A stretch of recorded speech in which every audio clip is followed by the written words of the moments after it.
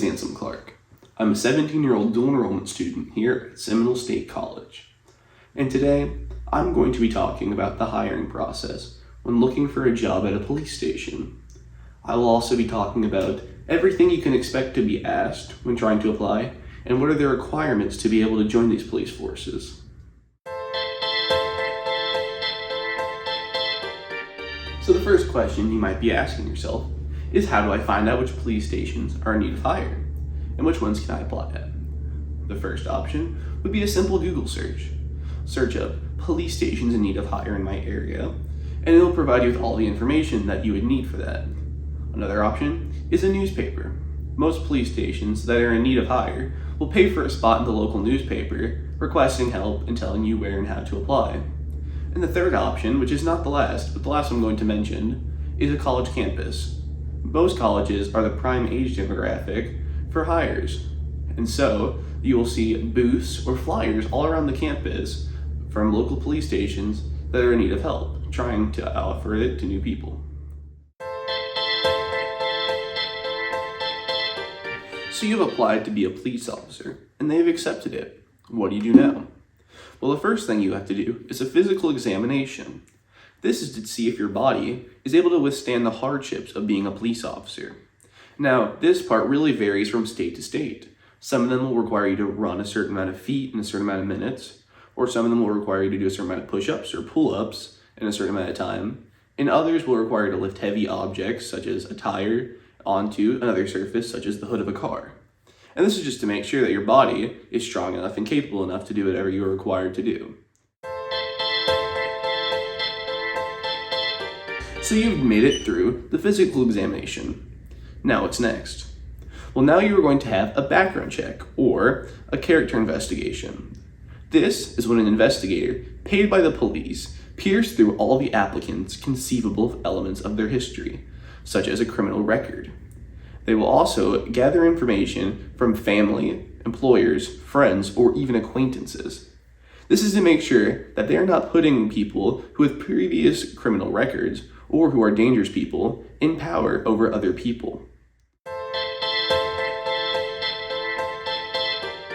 So now that your background check has been conducted and they've given you the A-OK to go to the next step, the next step would be to have an in-person job interview. Now, only around 90% of police departments actually require you to have a job interview in person. But for those 90%, you'll be tested on two things. The first one being your ability to conversate with another person clearly and effectively. You will also be tested on your ability to answer questions fluently. And then for the second part, will actually happen after the job interview. And you'll be tasked to answer a few of these questions about things in the room that were a little bit odd, such as writing on a whiteboard or a chair that's tilted the wrong way. And this is to test your observational skills and your memory, which are both very important when you are a police officer. So now that you've completed all the previous steps and you've been given the A-OK, you are now going to be given a polygraph exam. A polygraph machine can calculate whether someone is telling the truth or a lie by testing things such as heart rate, blood pressure, and many other factors. This is used to verify information that's been given this far, such as, is your name really blank, or asking questions about the previous criminal history. Now, a polygraph machine cannot 100% get the truth right every single time. This is why it is not used in court to prove the innocence or guilt of a defendant.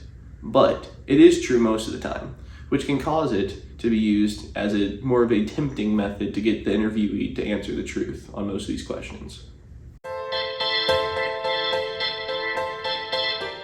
Congratulations! You've completed all the previous steps of becoming a police officer, and after this last step, you'll be moved on to field training and then also the academy. But for right now, we're just going to talk about this last step. The last step you will have to take is an advanced drug test. Now, the advanced drug test does not just check for current or previous drug use, but it also checks for medical conditions that could be seriously hindering to any police officer or anyone who wants to be one, such as asthma attacks or serious heart issues. Thank you so much for watching my video on the hiring process. I hope that you can leave this video today with a little bit of knowledge and some sort of new understanding for the way our police force works. I would like to thank everybody for watching the video, and have a good rest of your day. Goodbye.